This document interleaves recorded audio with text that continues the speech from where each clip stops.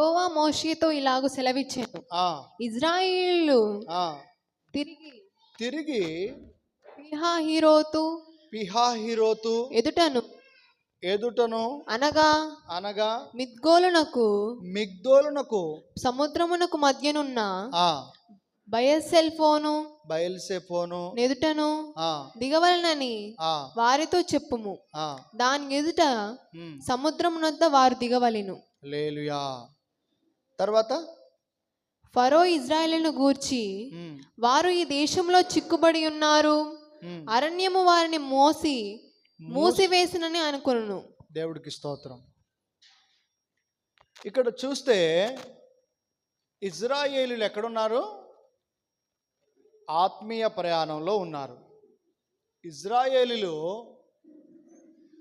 కానానుకు వెళ్ళే ప్రయాణంలో ఉన్నారు. ఎక్కడి నుండి బయలుదేరుతున్నారు? ఐగుప్తు నుండి బయలుదేరుతున్నారు. ఐగుప్తు నుండి బయలుదేరి కానాను ప్రాంతానికి వెళ్ళాలి. ఈ ప్రయాణంలో దేవుని బిడ్డలారా, ఈ ప్రయాణంలో వాళ్ళు ఎలా స్పందించారు? వాళ్ళ ఆలోచనలు ఏ విధంగా ఉన్నాయి? వాళ్ళ తలంపులు, ప్రయాణంలో వాళ్ళ విశ్వాసం ఎలా ఉంది? ఈ ప్రయాణంలో వారు నడవడానికి సిద్ధంగా ఉన్నారా లేదా? ఒకవేళ సిద్ధంగా ఉంటే ఎలా సిద్ధంగా ఉన్నారు? వాళ్ళు ఎలా స్పందించారు అనేది ఈ వాక్యం ద్వారా మనం నేర్చుకుంటాం. ఇక్కడ చూస్తే ప్రారంభంలో ఒక పేరు ఇక్కడ రాయబడింది. దేవుడు మోషేతో ఇలాగూ సెలవిచ్చాడు. ఏం సెలవిచ్చాడంటే, ఇజ్రాయేలులు తిరిగి పిహహీరోతు ఎదురుగా అని కొన్ని పేర్లు చెప్పాడు ఆయన. ఆ ప్రాంతానికి వాళ్ళు నడిపించబడ్డారు అని చెప్పాడు. ఎక్కడి నుండి? ఫస్ట్ రామసేసు నుండి బయలుదేరారు. రామసేసు నుండి ఎక్కడికి వచ్చారు? సుక్కోతుకు వచ్చారు. సుక్కోతు నుండి యోతాముకు వచ్చారు. ఇప్పుడు యోతాము నుండి ఎక్కడికి వచ్చారట? బయల్సే పోను ఎదుటను దిగవలనని వారితో చెప్పుము అని దేవుడు మాట్లాడుతున్నాడు. మీరు ఈ ప్రయాణాలన్నీ కూడా ఎక్కడి నుండి ఎక్కడికి వస్తున్నారు, అక్కడ ఏం జరిగిందో మీరు తప్పనిసరిగా గుర్తు పెట్టుకోవాలి. అయితే దేవుడు మనల్ని త్రోవలో నడిపిస్తాడు. దేవుడు మనల్ని ఆత్మీయ ప్రయాణంలో నడిపించే మంచి దేవుడు ఆయన. మనలను ఆయన చెయ్యి విడవడు. ఆయన మన చెయ్యి పట్టుకొనే ఉంటాడు. ఎంత మాత్రం కూడా మనం దిగులు పడాల్సిన అవసరం లేదు అని దేవుడు మనతో మాట్లాడుతున్నాడు. ఇజ్రాయేల్ ప్రజలు తన ప్రయాణాన్ని ప్రారంభించారు. ప్రారంభించి పిహహీరోతు అనేటువంటి ప్రాంతానికి వచ్చారు. అక్కడికి వచ్చిన తర్వాత వాళ్ళకు ఒక సమస్య ఎదురైంది. ఏంటా సమస్య? ఎర్ర సముద్రం ఎదురైంది. ఎర్ర సముద్రం ఎదురు కాగానే ఇక్కడ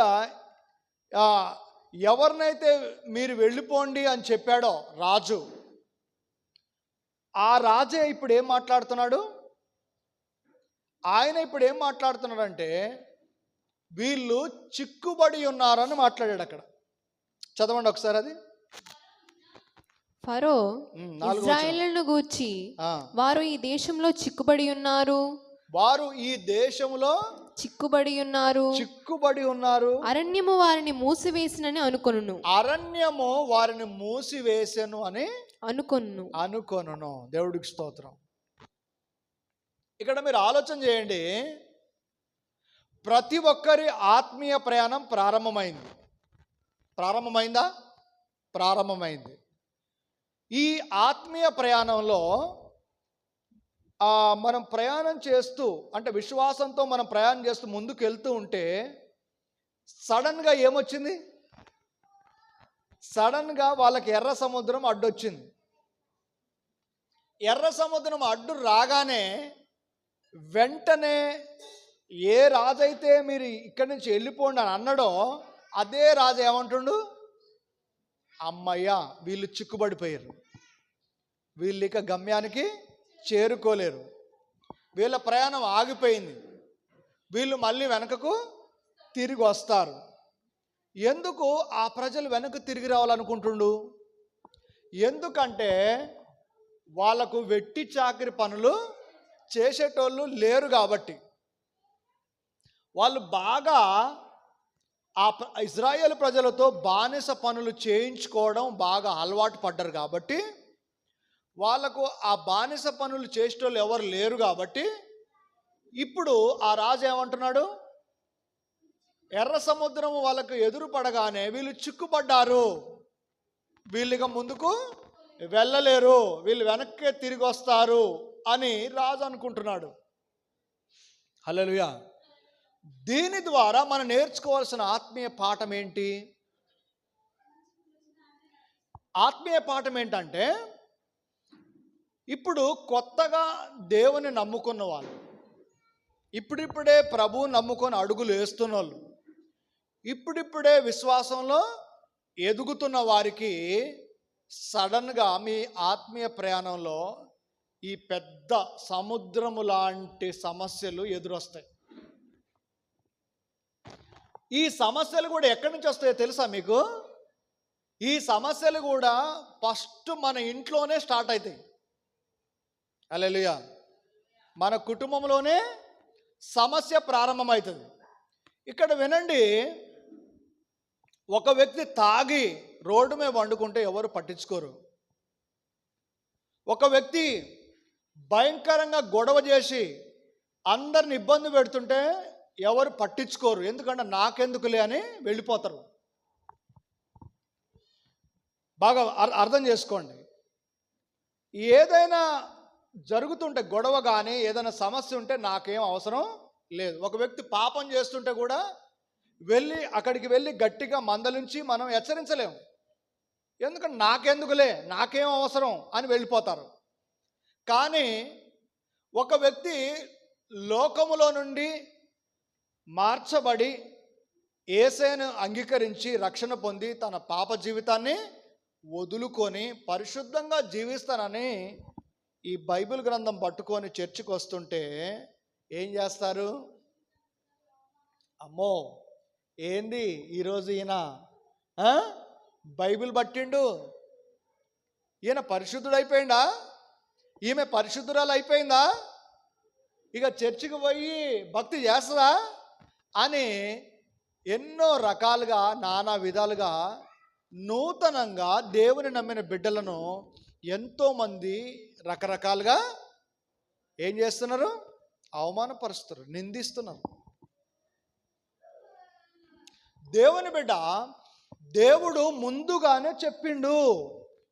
ముందుగానే ఏమంటున్నాడంటే, నీ ఆత్మీయ ప్రయాణం ప్రారంభమైన రోజే అపవాది నీ కాలు బట్టి వెనక గుంజుతాడు. ఎందుకనంటే నీవు రక్షణ పొందినప్పుడు అపవాది చాలా ప్రయత్నాలు చేసిండు, కానీ అయినా నువ్వు వినకుండా ఏం చేశావు? రక్షణ పొంది మారు మనసు పొంది దేవునితో నడవాలని ఇష్టపడ్డావు. అప్పుడు అపవాది నిన్ను కొంచెం సింపుల్గా తీసుకున్నాడు. కానీ నువ్వు ఆత్మీయ ప్రయాణంలో నువ్వు మంచి ఆత్మీయ అడుగులు వేస్తూ నువ్వు పరిశుద్ధంగా, నువ్వు నీతిగా, నువ్వు యథార్థంగా దేవునిలో నువ్వు ముందుకు వెళ్తూ ఉంటే మళ్ళీ అపవాదిగాడు నిన్ను వెనకకు లాగడానికి ప్రయత్నం చేస్తున్నాడు.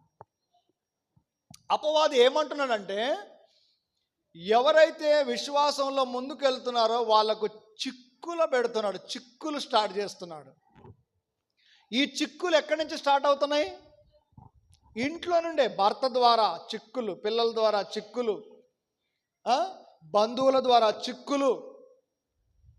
ఏంటి చిక్కులు అంటే ఏం లేదు, నువ్వు దేవుని సన్నిధికి వెళ్ళకుండా నువ్వు ఇంటికాడ ఉండాలి అంతే. నువ్వు ఇంక ఏ పనులన్నా నువ్వు చేసుకో, నువ్వు పాప పనైనా చేయి, నువ్వు తిను, తాగు, తిరుగు, నువ్వు ఏదైనా చేయి, ఎవరిని పట్టించుకోరు అప్పుడు. కానీ నువ్వు బైబిల్ పట్టుకొని కనుక నువ్వు దేవుని సన్నిధికి వచ్చి నువ్వు దేవుని మాటలు వింటనంటే మాత్రం వెంటనే అపవాది మన ఇంట్లోనే లేపుతుంది. నువ్వు చర్చికి వస్తుంటే ఈ టైం అయిపోయింది ఇప్పుడేం పోతావు అంటది. ఎవరో మనోళ్ళే అంటారు, మన ఇంట్లోనే టైం అయిపోయిందిగా ఇప్పుడు పోయి ఏం చేస్తావు? మన ఇంట్లో ఏమంటారంటే ప్రార్థనకు రెడీ అవుతుంటే ఆ వచ్చే వారం పోలేవా, ఈ వారం మనకు ఆ పని ఉండే కదా, ఈ వారం ఇటు పోయేది ఉండే కదా, మనం వచ్చే వారం పోలేమా అని అపవాది ఈ విధంగా మన మన కుటుంబంలోనే ఉండి అది మనల్ని వెనకకు లాగుతుంటుంది, చిక్కులు పెడుతుంటుంది. హల్లెలూయా. ఇంకా కొంతమంది క్రైస్తవులకి చాలా రకరకాల ఇబ్బందులు ఉన్నాయి. ఎన్ని రకాల ఇబ్బందులు అని అంటే, మనోళ్ళే ఏమంటారంటే యేసుప్రభు నమ్ముకుంటే తాగొద్దనని ఉందా బైబిల్లో? ఏమన్నా పలానా చర్చి వాళ్ళు తాగుతురు కదా, పలానోళ్ళు తాగుతురు కదా, మీరు తాగి తప్పేంది అని మనోళ్ళే అంటారు. స్నేహితులు ఏమంటారంటే, ఇన్ని రోజులు మాతోటి నువ్వు తాగలేదారా, తినలేదారా, తిరగలేదారా, వీడు పరిశుద్ధుడు అయిపోయాడు, బైబిల్ పట్టుకోండి ఇక ఏం కాదు కానీ తాగు ఒకసారి, ఇన్నిసార్లు తాగితే దేవుడు నిన్ను ఏమనలే కానీ ఈ ఒక్కసారి తాగితే నీకు సమస్య వస్తుందా అని అపవాది ఏదో ఒక విధంగా నీ ఆత్మీయ జీవితంలో నుంచి నీ కాలు బట్టి వెనకకి లాగుతూనే ఉంటుంది. ఇంకా కొంతమంది విశ్వాసులకు చర్చికి రాకముందు, వాళ్ళు నూతనంగా వచ్చే విశ్వాసులు చర్చికి రాకముందు చర్చిలో ఉన్న వాళ్ళంతా పరిశుద్ధులని అనుకుంటారు. పాపం వాళ్ళు బయట ఉన్నోళ్ళు. దేవుని సన్నిధికి వచ్చే వాళ్ళంతా నీతిమంతులే, యథార్థవంతులే, నమ్మకస్తులే అని నేను చర్చికి పోయి నేర్చుకోవాలని వస్తారు. కానీ చర్చిలకు వచ్చినాక దేవుని సన్నిధికి వచ్చిన తర్వాత ఇక్కడ ఉన్న ఒక్కొక్కరు లోపాలు, ఒక్కొక్కరు బలహీనతలు చూస్తుంటుంటే వాళ్ళు ఏందిరా బాబు చర్చిలో ఇంత మంచిగా ఉంటుంది అనుకుంటే వీళ్ళని చూసి నేర్చుకుందామని నేను వస్తే ఏమైంది? వీళ్ళని చూసి నేర్చుకుందామని వస్తే వీళ్ళ బతుకులే బాగలే, వీళ్ళ పద్ధతులే బాగలే, వీళ్ళకు ఒక క్రమం లేదు, ఒక పద్ధతి లేదు, వీళ్ళే సరిగా దేవుని కొరకు నిలబడతలే, వీళ్ళే సరిగా దేవుని కొరకు బ్రతకట్లేదు అని నూతనంగా వచ్చే వాళ్ళు కూడా ఏమవుతారంటే వాళ్ళే మంచిగా లేరు, ఇక మనం ఏం పోతాం వాడికి అనే విధంగా కూడా ఉంటారు అన్నమాట. వాళ్ళే టైంకి పోరు, మనమేం టైంకి పోతాం, వాళ్ళే దేవుని వాక్యం వినరు, మనమేం దేవుని వాక్యం వింటాం, వాళ్ళే పాస్టర్ గారు పట్టించుకోరు, మనమేం పట్టించుకుంటాం, వాళ్ళకే అంత పట్టుదల లేదు, మనం కొత్తగా నమ్ముకున్న వాళ్ళం మనకేముంది పట్టుదల అని అనిపిస్తుంది. అంటే దేవుని బిడ్డ, నువ్వు యేసయ్యను నమ్మిన తర్వాత నీ ఆత్మీయ జీవితాన్ని చాలా జాగ్రత్తగా కాపాడుకోవాలి. నువ్వు అనుకుంటావు నన్ను ఎవరు చూడట్లేదు అనుకుంటావు. కొంతమంది క్రైస్తవులు ఏం చేస్తుంటారు, క్రైస్తవులు ఆత్మీయంగా ఎదిగినోళ్ళే, ప్రార్థనలో ఎదిగినోళ్ళే, మంచిగా దేవుని సన్నిధి క్రమంగా వచ్చేటోళ్ళే పద్ధతులు కొన్ని పెళ్ళిళ్ళు జరుగుతుంటే కొన్ని రకరకాల పసుపు పెట్టుకోవడం, ఇది కుంకుమ పెట్టుకోవటం, ఇది పెట్టుకోవటం, అది పెట్టుకోవటం అన్నీ చేస్తూ ఉంటుంటే కొత్తగా వచ్చిన వాళ్ళు ఏం చేస్తారు? ఆ కొత్తగా వచ్చిన వాళ్ళు కూడా వీళ్ళేమి ఇట్లా ఉన్నారేంది, అసలు ఈ సంఘంలో వీళ్ళకు ఒక పద్ధతి లేదు, ఒక క్రమం లేదు, ఒక పద్ధతి లేదు, వీళ్ళే కరెక్ట్ లేరు కదా అని వాళ్ళు కూడా మన పద్ధతులు నేర్చుకుంటారు. ఇక ఇప్పుడు ఫస్ట్ వస్తున్న వాళ్ళందరూ లేటుగా వస్తారు అనుకో, కొత్తగా వచ్చిన వాళ్ళు ఎటు వస్తారు? వాళ్ళు ఇంకా లేటుగా వస్తారు. మీరు ఫస్ట్ నుంచి వచ్చిన వాళ్ళు మీ ప్రార్థన జీవితం సరిగలేదనుకో, వెనక వచ్చిన వాళ్ళకి వాళ్ళేం ప్రార్థన చేస్తారు? మీరే ప్రార్థన రాకపోతే వాళ్ళేం ప్రార్థనకు వస్తారు? అంటే మనమందరం కూడా దేవుని సన్నిధిలో మాదిరికరమైన జీవితాన్ని మనం చూపించవలసిన వారంగా మనం ఉంటున్నాం. హల్లెలూయా. చూడండి, ఇక్కడ ఇంకా సిటీలో ఎట్లా ఉంటుందని అంటే, సిటీలలో పరిచర్యలు ఎలా ఉంటాయంటే, ఇగో ఆ చర్చికి పోతున్నావు, ఆడ ఏం అద్భుతాలు జరుగుతున్నాయి, ఆడేమైనా స్వస్థపడుతున్నావా, ఆడేమైనా బాగుపడుతున్నావా, నువ్వు మా చర్చికి రండి, ఇక్కడ రండి, మీకు అన్నీ మీ దుఃఖ దినములన్నీ సమాప్తం అయిపోతాయి. ఇట్ట ముట్టుకొని టచ్ అనగానే ఎమ్మంటే డివేలు అని కింద పడిపోతావు, మొత్తం బాగైపోతావు, ఇక్కడికి రండి అక్కడికి రండి అని చెప్పేవాళ్ళు ఉంటారు. పాపం ఈ నూతనంగా వచ్చే విశ్వాసాలకు ఏం అర్థం కాదు. ఈ చర్చికి పోవాలన్నా, ఆ చర్చికి పోవాలన్నా, ఏ చర్చికి పోవాలో ఇప్పుడు ఎవరు గందరగోళం చేస్తారు? ఒక నూతనంగా వచ్చే విశ్వాసిని ఒక క్రమమైన పద్ధతిలో నడిపించకుండా క్రైస్తవ బిడ్డలే వాళ్ళని ఏం చేస్తారు? వాళ్ళకి ఏది సత్యమో ఏది అసత్యమో అని తెలవకుండా చేస్తారు అనమాట. హల్లెలూయా, దేవుడికి మహిమ కలుగును గాక. కానీ మనం ఎట్లా వెతకాలంటే, నువ్వు ఎక్కడైతే ఆత్మ సంబంధంగా నువ్వు బలం పొందుతున్నావో, ఎక్కడైతే నువ్వు దేవుని వాక్యంలో నువ్వు ఫలిస్తున్నావో, ఎక్కడైతే నీ వాక్యం వింటున్నప్పుడు నీ జీవితం సరిచేయబడుతుందో, నువ్వు దేవుని చేత వెలిగించబడుతున్నావో, అదే ఒక క్రమమైన ఒక ఆత్మ సంబంధమైన ఆరాధన కేంద్రము. అంతేగాని ఇదిగో వీళ్ళు ఇక్కడికి రమ్మంటారు, వాళ్ళు అక్కడికి రమ్మంటారు, నువ్వు అక్కడికి ఇక్కడికి వెళ్తే నీ ఆత్మీయ జీవితం ఏమవుతుంది? నీ ఆత్మీయ జీవితం ఉన్న కొంచెం విశ్వాసంగా కూడా జారిపోద్ది. కాబట్టి ఇక్కడ ఇజ్రాయేలు ప్రజలు ప్రయాణాన్ని ప్రారంభించారు. వాళ్ళకు ఒక నాయకుడు ఉన్నాడు, మోషే అనే నాయకుడు ఉన్నాడు. ఆ నాయకుని యొక్క నాయకత్వంలో వాళ్ళు ప్రయాణం ప్రారంభించారు. ఆ ప్రయాణం కొంత దూరం కొనసాగింది. ఈ లోపల వాళ్ళకి ఏమి ఎదురైంది? ఎర్ర సముద్రం ఎదురైంది.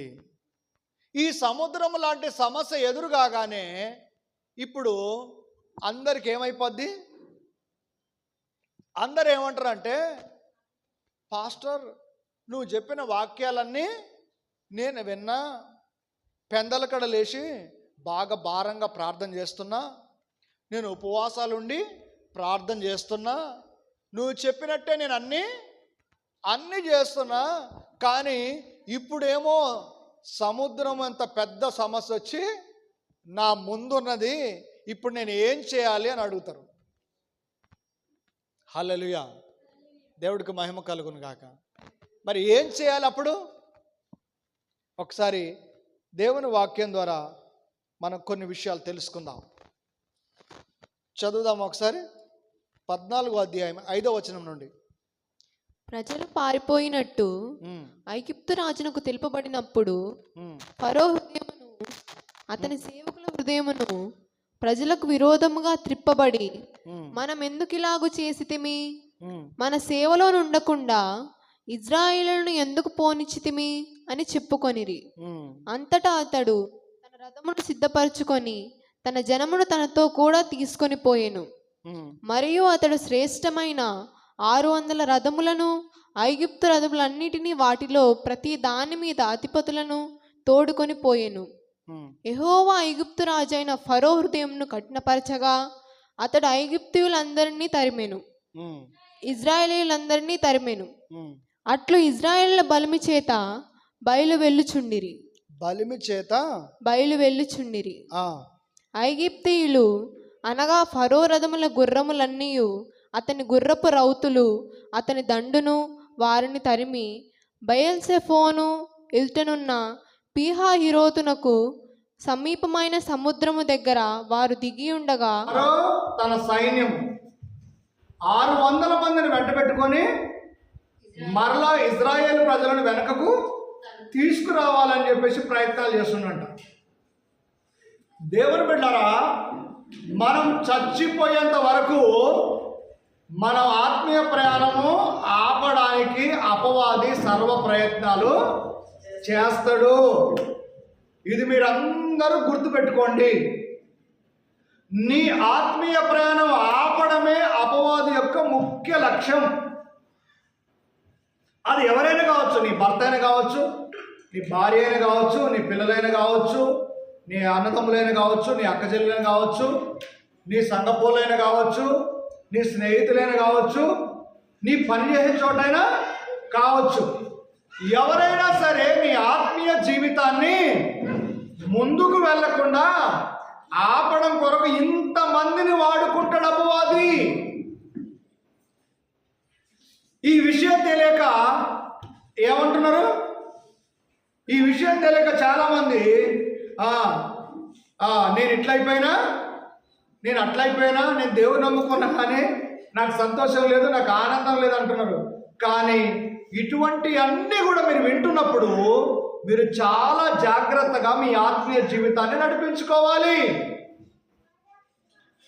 ఎక్కడ కూడా చతికిలబడద్దు. ఎక్కడ కూడా కుంటుపడద్దు.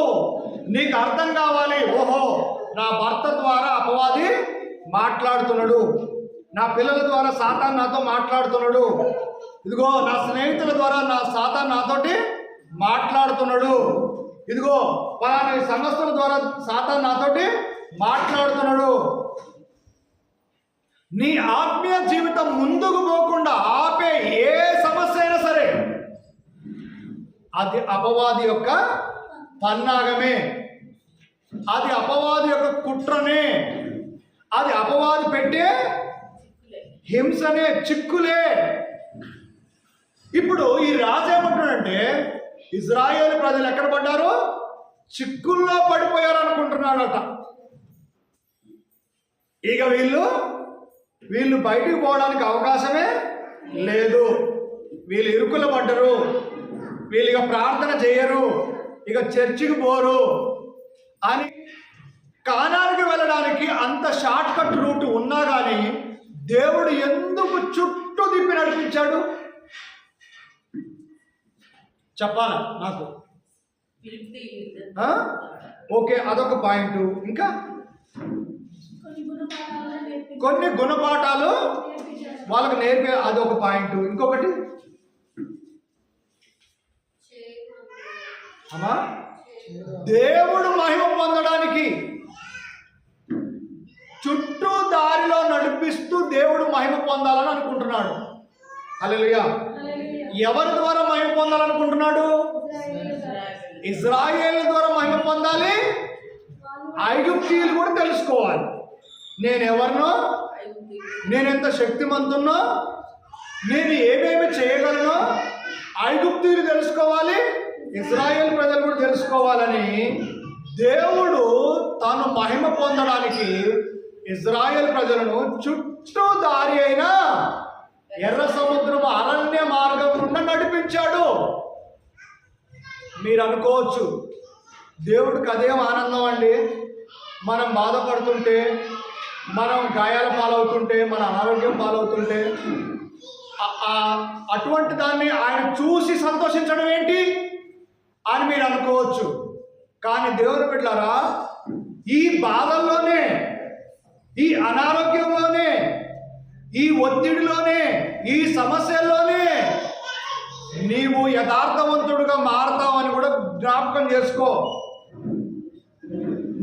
ఈ సమస్యల్లోనే నీ జీవితం మొత్తం దిద్దబడుద్దని జ్ఞాపకం చేసుకో. ఈ సమస్యల్లోనే, ఈ బాధల్లోనే, ఈ అనారోగ్యంలోనే నువ్వు సరిచేయబడతావు అన్న విషయాన్ని కూడా నువ్వు జ్ఞాపకం చేసుకోవాలి. దేవుడు ఒక కారణం లేకుండా ఆయన ఎవరిని ఇబ్బందికరమైన మార్గం గుండా ఆయన నడిపించడు. ఒకవేళ మనం ఇబ్బందికరమైన మార్గం గుండా నడుస్తున్నామంటే ఖచ్చితంగా మనం ఫిల్టరు చేయబడతాము. దేవుడు ఎందుకు చుట్టూ దారిలో నడిపిస్తున్నాడంటే దేవుడు తన ప్రజల ద్వారా మహిమ పొందాలని అనుకున్నాడు. మహిమ పొందాలి.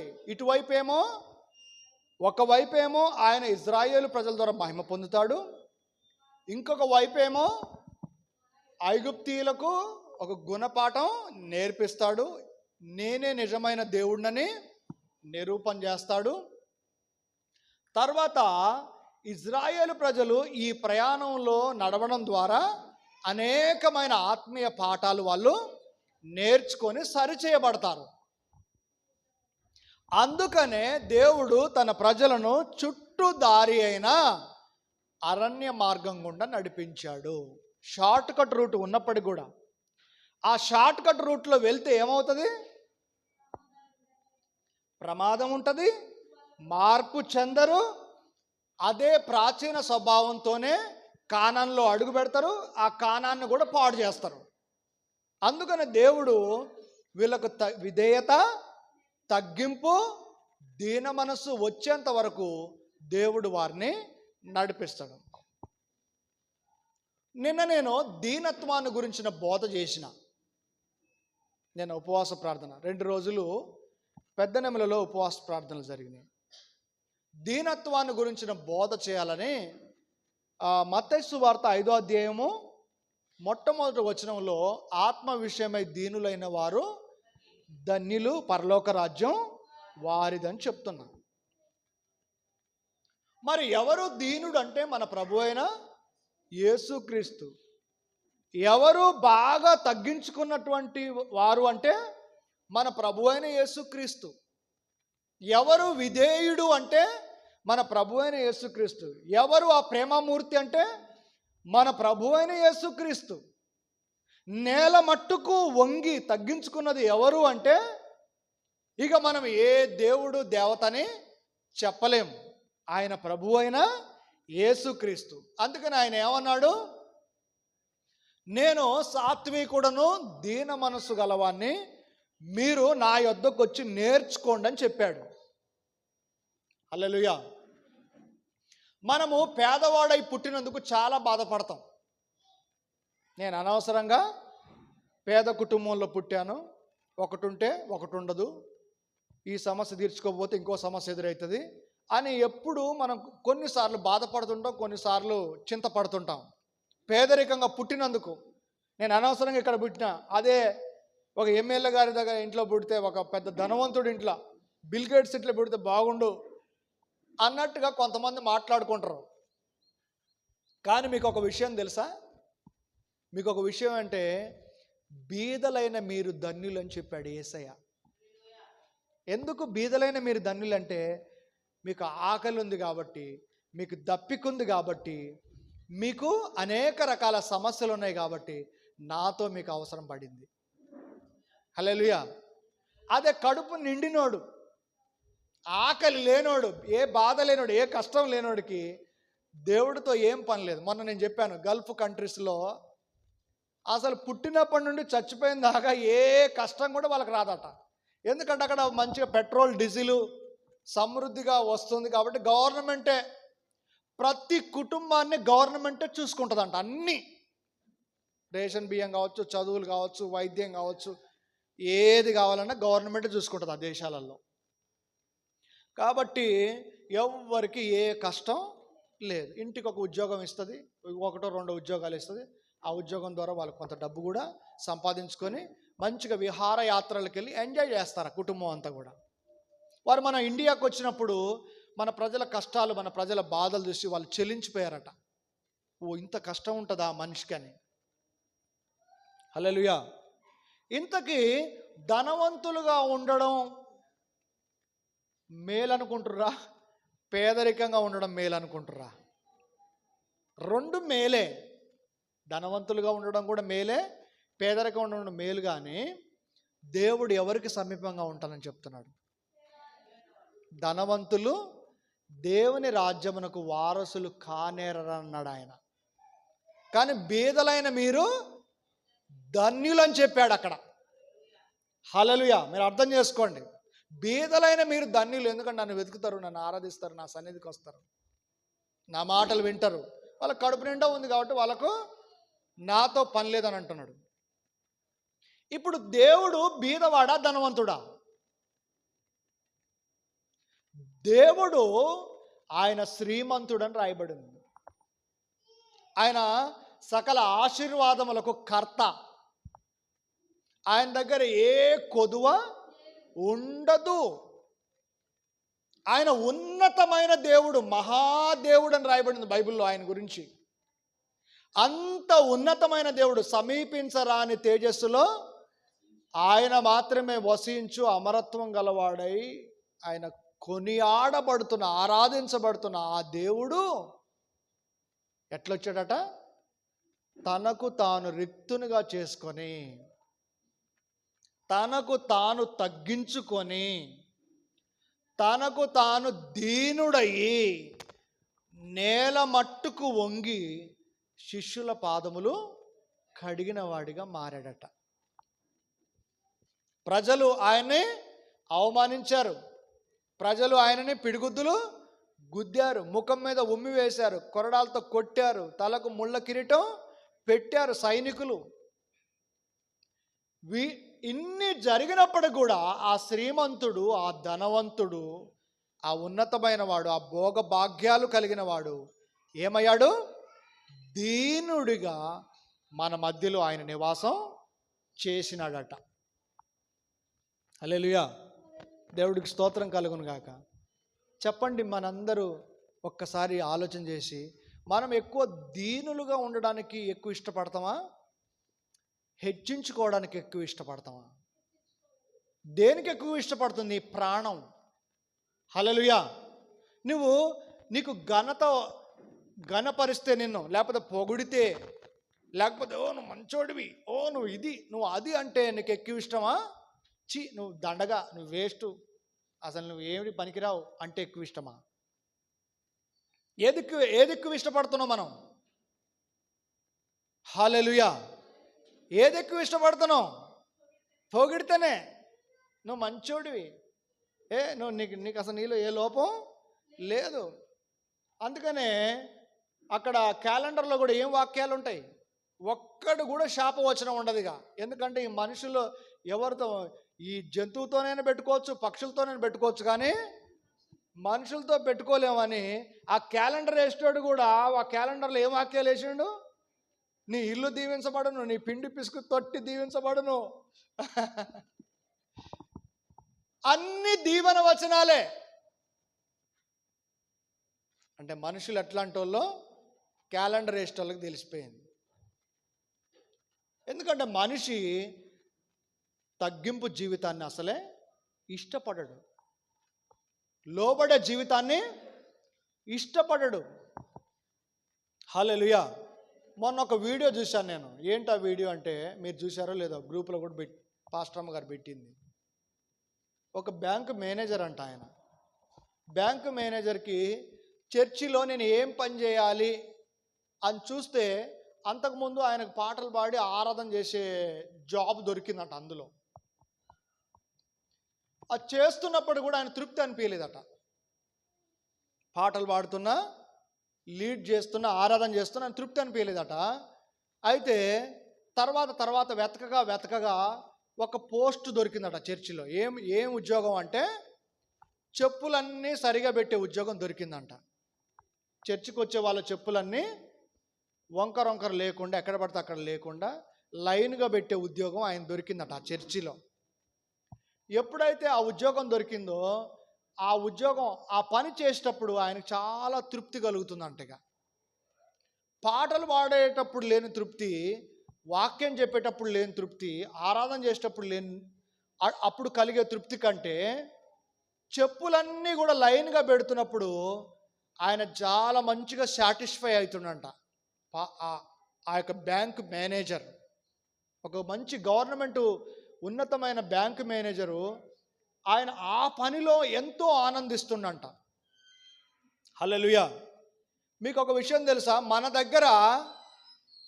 దగ్గర ఎవరైనా మంచిగా లోబడి పని చేస్తారు అనుకో, ఉదాహరణకు ఇప్పుడు పాస్టర్ గారు ఉండనుకో, హల్లెలూయా, పాస్టర్ గారే మీకు అన్ని విధాలుగా సహాయం చేస్తారు అనుకో, ఈయనేం పాస్టర్, ఈయన పాస్టర్ లెక్కనే లేడుగా, ఈయన రమ్మనంగానే వస్తుండు, పొమ్మనంగానే పోతుండని అక్కడ చిన్న చూపు అయిపోద్దిగా.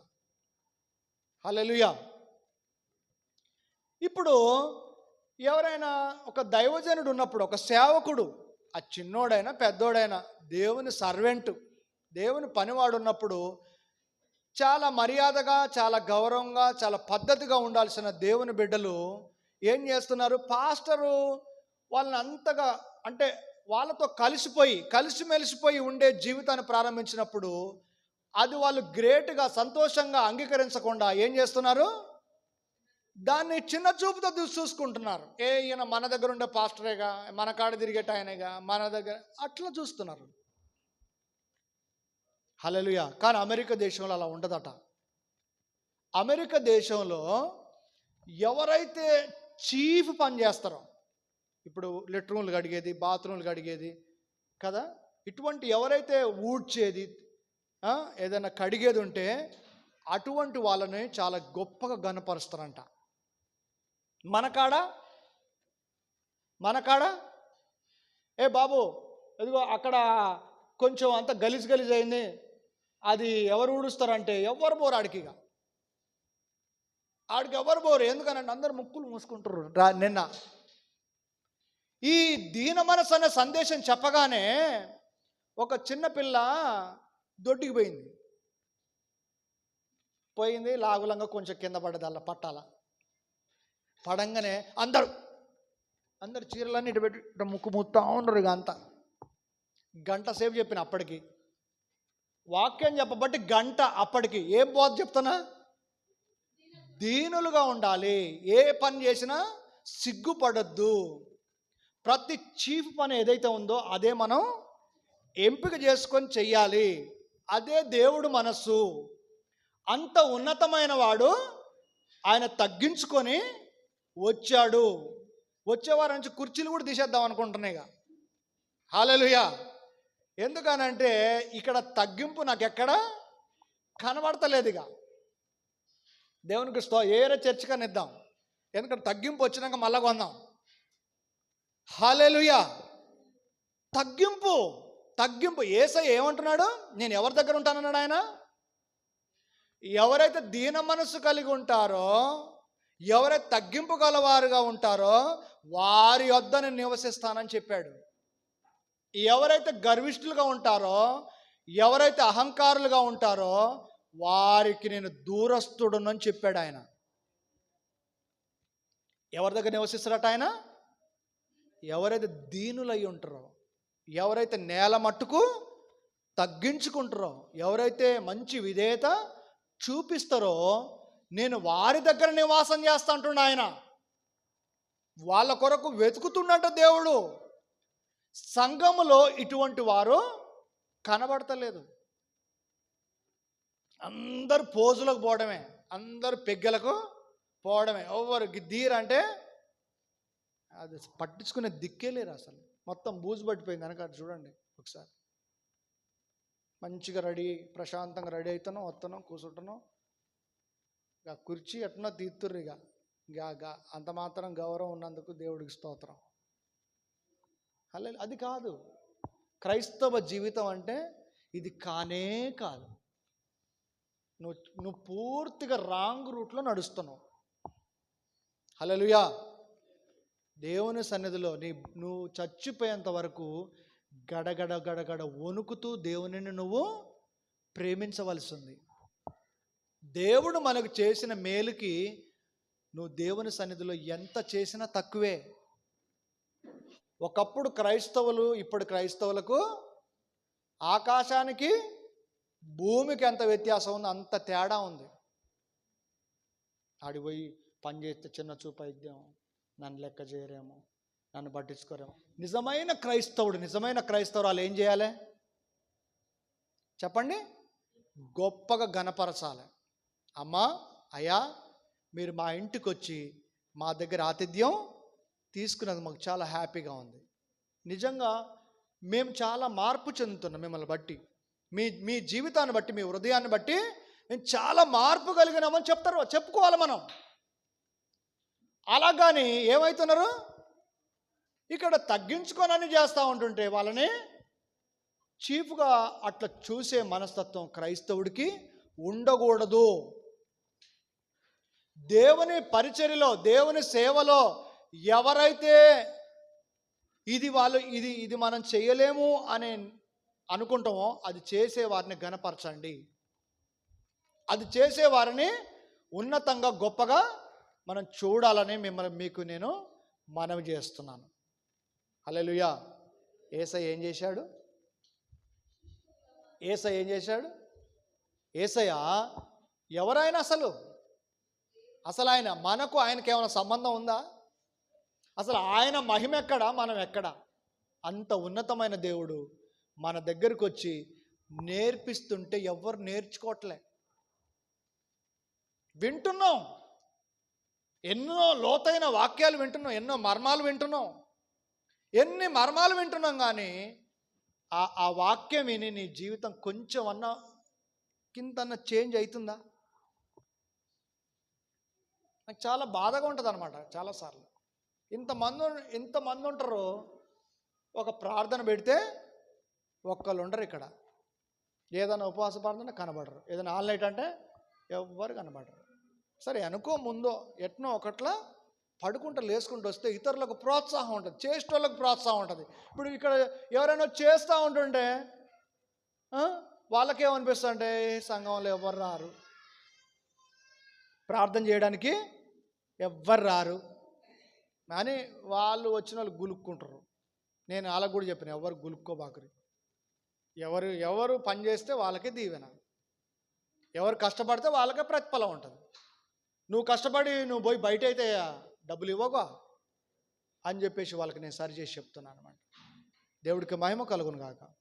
ముఖ్యంగా చిన్న సంఘంగా ఉన్న మనమే సరైన దీనత్వం కలిగి ఉండకపోతే దేవుని బిడ్డలారా, మనం దేవుని మార్గంలోనే లేము, దేవుని మార్గంలోనే నడవట్లే. అసలు మనం ప్రతి ఒక్కరు ఆలోచించి పరిచర్య విషయంలో తగ్గించుకొని దీన మనసు కలిగి మొత్తం పరిచారకులుగా, గొప్ప పరిచారకులుగా మారాలి. మనం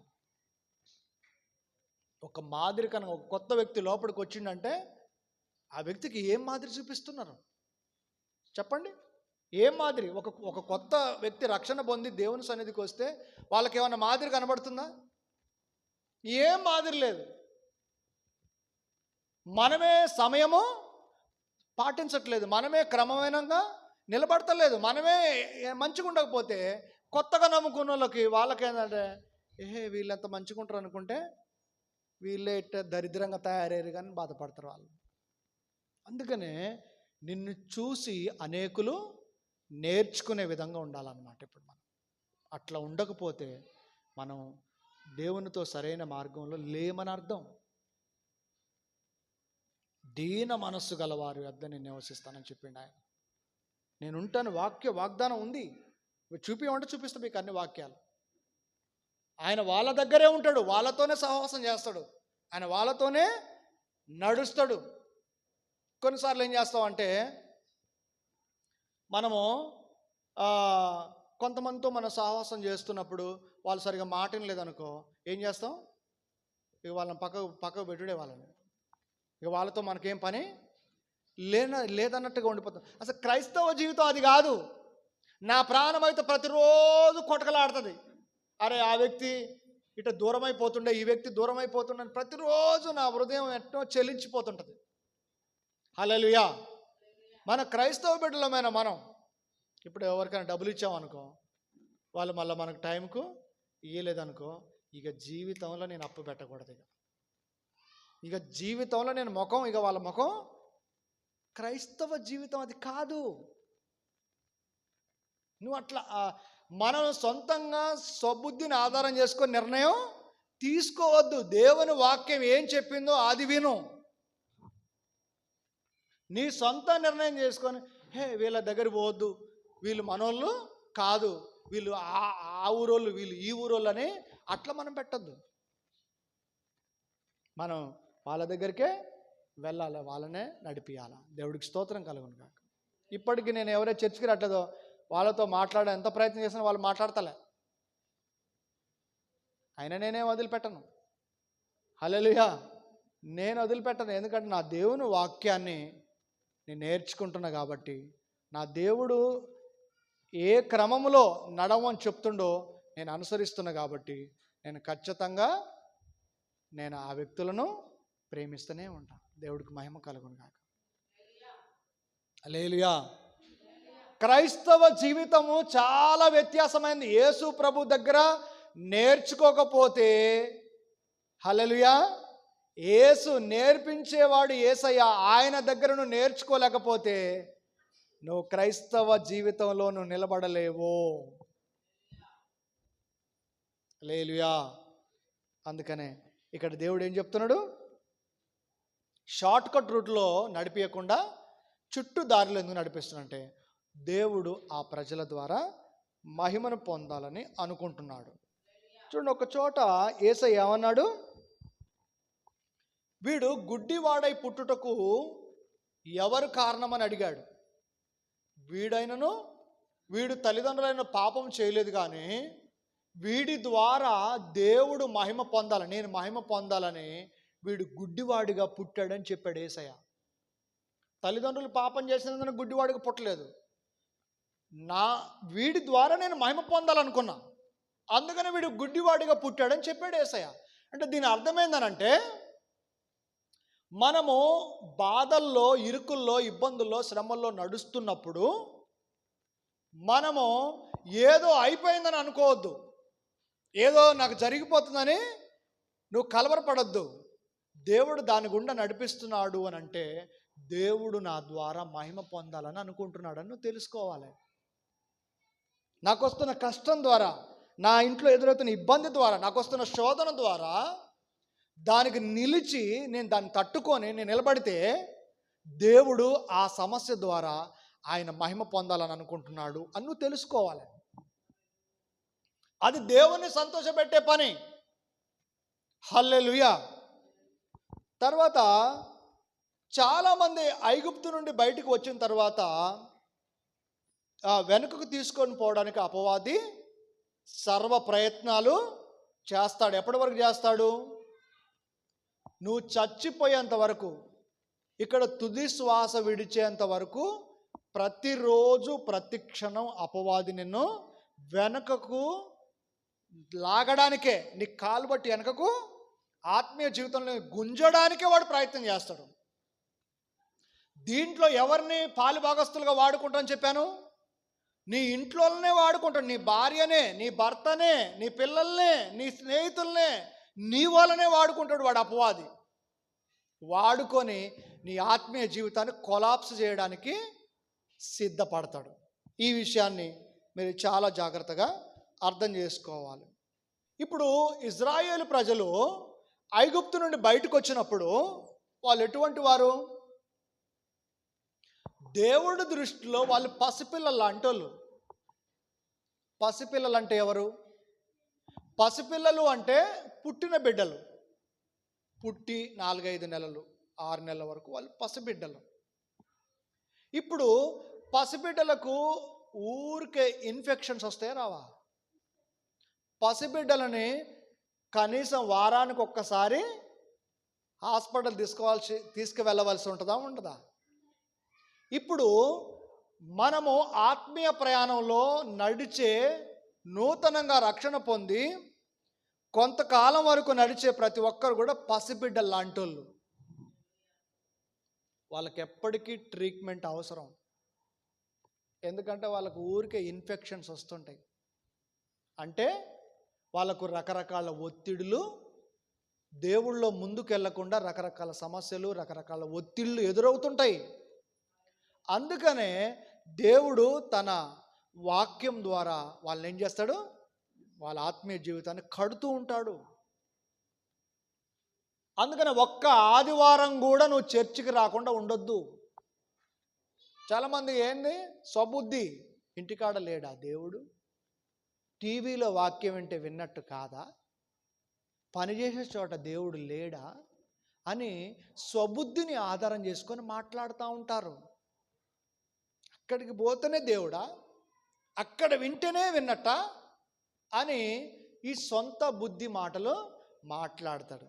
కానీ ఏ ప్లేసులో, ఏ స్థలములో, ఏ చోట దేవుడిని కట్టాలనుకుంటుండో అక్కడికి ఎంత ఖర్చైనా, ఎంత భారమైనా, ఎంత సమయమైనా వెచ్చించి నువ్వు అక్కడికి వెళ్ళాలి.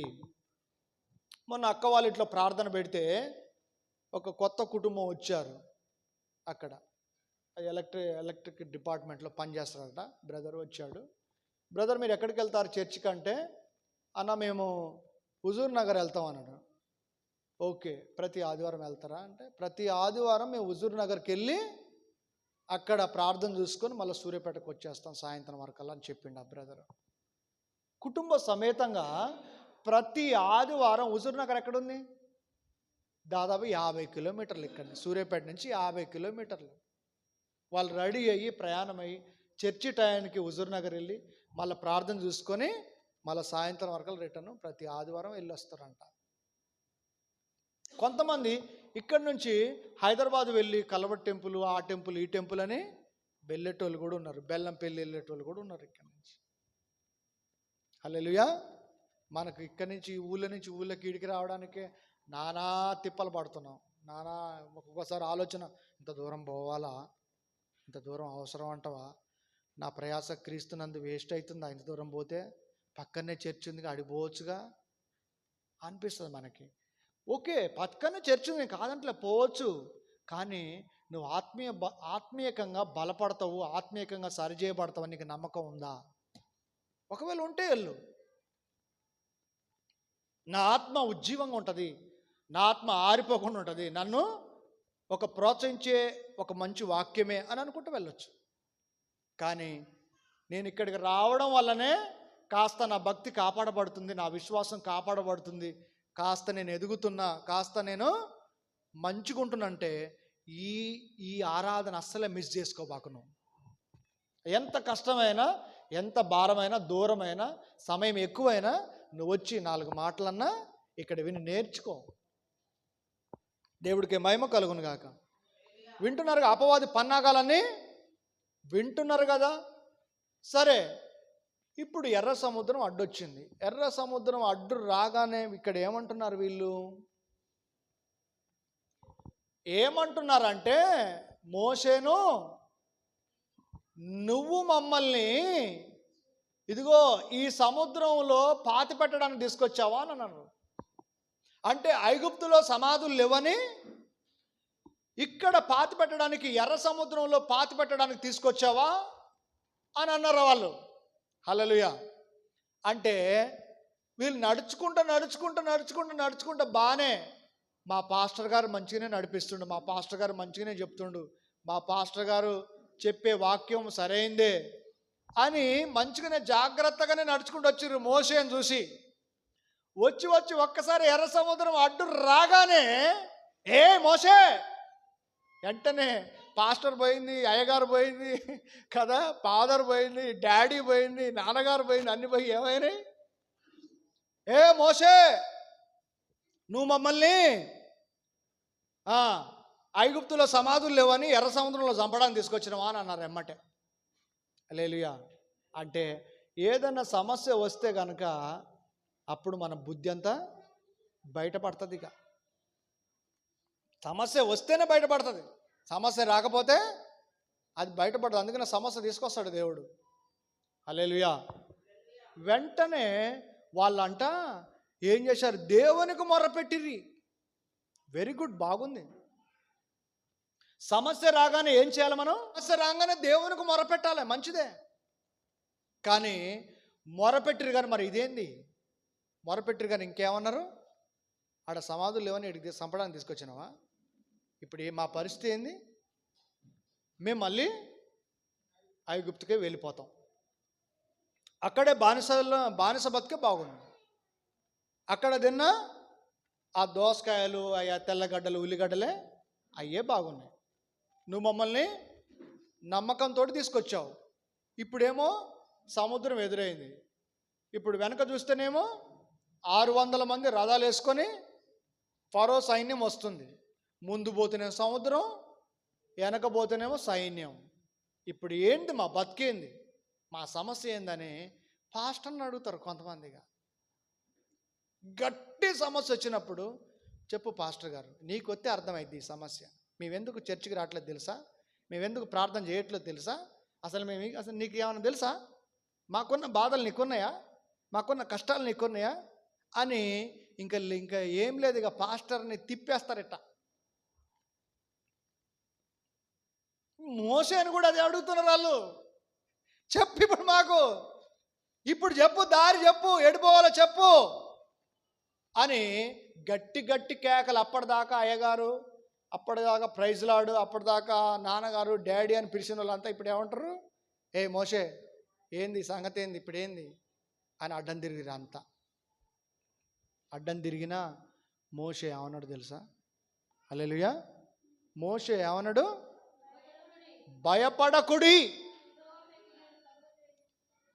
యెహోవా మీకు నేడు కలగజేయు రక్షణను ఊరక నిలిచి చూడండి. మీరు ఇప్పుడు చూసే ఐగుప్తీయులను ఇక మీదట అన్నాడు మీరు చూడరు. యెహోవా మీ పక్షమున యుద్ధము చేయనంటున్నాడు ఆయన. ఓకే, దేవుడికి మహిమ కలుగును గాక. ఏమన్నాడు మోషే? వెంటనే వాళ్ళకు సబుద్ధిని ఆధారం చేసుకొని సమాధానం చెప్పడానికి ప్రయత్నం చేయలే మోషే.